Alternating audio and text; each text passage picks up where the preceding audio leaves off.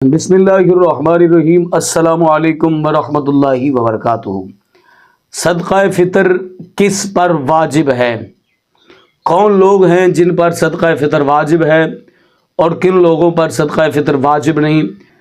کون لوگ ہیں جن پر فطرانہ لازم ہے اور کن لوگوں کو فطرانہ معاف ہے؟ آج اس اہم موضوع پر گفتگو کریں گے، لیکن اس سے پہلے گزارش ہے کہ اگر آپ نے ابھی تک میرا چینل سبسکرائب نہیں کیا تو میرے چینل کو کریں سبسکرائب اور بیل آئیکن کو دبا لیں تاکہ اس طرح کی لیٹسٹ اور نئی سے نئی ویڈیوز آپ تک بآسانی اور بر وقت پہنچ سکیں۔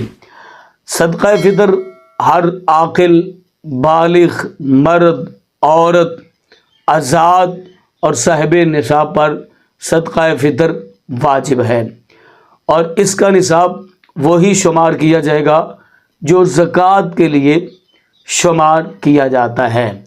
زکوٰۃ اور اس میں فرق یہ ہے کہ زکوٰۃ میں سال کی اقتدار ہوتی ہے اور اس میں وہ نہیں ہے۔ صدقہ فطر جو ہے اس کے لیے عاقل ہونا بھی ضروری ہے، بالغ ہونا بھی ضروری ہے اور صاحب نصاب ہونا بھی ضروری ہے۔ اگر مثال کے طور پر اگر کوئی صاحب نصاب نہیں، یعنی کہ جس پر زکوٰۃ واجب نہیں، وہ صدقہ فطر ادا کرے گا تو اس کا صدقہ فطر بھی ہو جائے گا، اور اگر اس نے صدقہ فطر ادا کر دیا تو اس نے احسن عمل کیا، اچھا عمل کیا، وہ صدقہ فطر ادا ہو جائے گا۔ اور وہ صدقہ فطر جو ہے اگر باپ صاحب نصاب ہے، بیٹا چھوٹا ہے، کم عمر ہے، تو باپ پر لازم ہے کہ وہ اپنے بیٹے کا، اپنے بچوں کا فطرانہ ادا کرے۔